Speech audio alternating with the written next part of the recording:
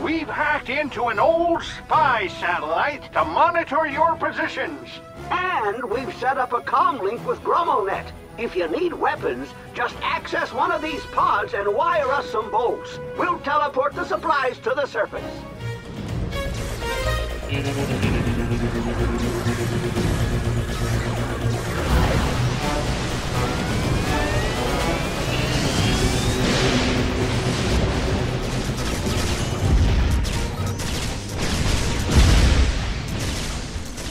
Ratchet games have been all about the weapons since the very early going. Really the first thing we did was, start with an action platformer and then add this layer of weapons and progression over top of it. Now you still have weapons that you buy with bolts, and each weapon does a very unique and powerful thing. But the co-op twist that we've added is that when you use weapons together, you get an even more powerful effect. Using multiple pyroblasters on the same target will cause it to explode in a fiery magma blast. So if two people have the same weapon equipped, we give you what's called a co-op overload effect, where you're doing more damage and kind of building up the power of the weapon together.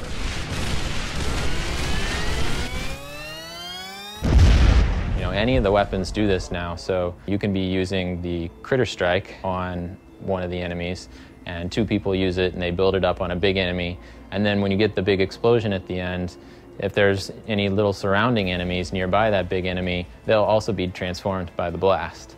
I'm a big fan of the plasma bomb launcher, just because it does a lot of damage, you can fire it pretty quickly, and you can lob it over cover and whatnot, so I think it's a pretty darn effective weapon. The flamethrower is actually one of my favorite weapons, just because you can knock out a lot of enemies just by sort of running around in circles a little bit. I think the Blitzer has turned in to one of my favorite weapons. We didn't use it a lot at the beginning, but we tweaked it a lot, and we put some awesome effects on there, of course, and it's just become really helpful in the competitive aspect. We found there are several weapons that help you compete with your friends, and they give you the leg up. I won't give those away, but there are ways to do that. We do bolt dash, where you're all trying to get the most bolts you can. How many critters can you get? How many enemies can you kill? And it's been pretty breakneck pace, in these games. And, we don't pull any punches. You can play the game cooperatively, and you can have an awesome time. The competitive thing is sort of an opt-in that's on top of everything else. If you're the best, if you're really competitive, you get the most bolts, you're going to get the cool weapons. Way to go, cadet!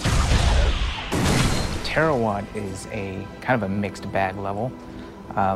We have light and dark gameplay.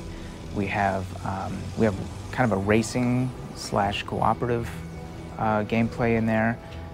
The lighting is really nice. We have several different environments going on in that one level. It's so much fun to play, especially with the animators and I will play test together. It has just such a diverse gameplay in it in each segment. I think that level for me stands out quite a bit, and it's gorgeous as well. So there's that too.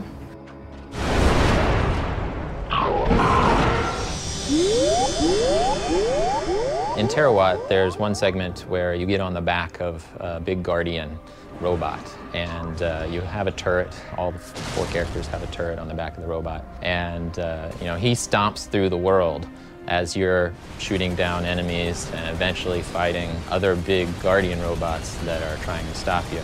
As you can imagine, getting all this stuff to work together was quite a lot of work, and involved people from multiple programmers, multiple animators, designers, just all the way through the pipeline, getting all that stuff to work.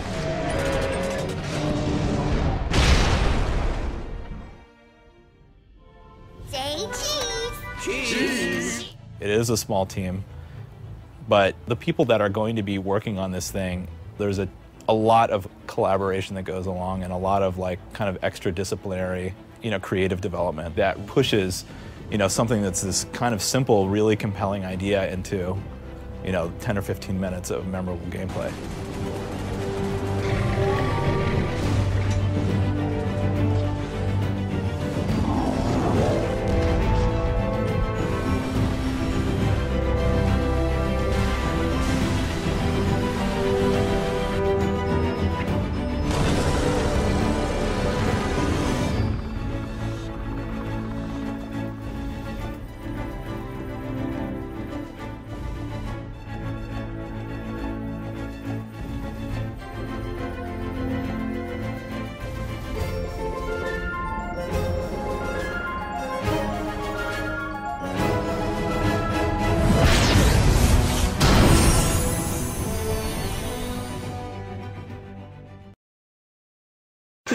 so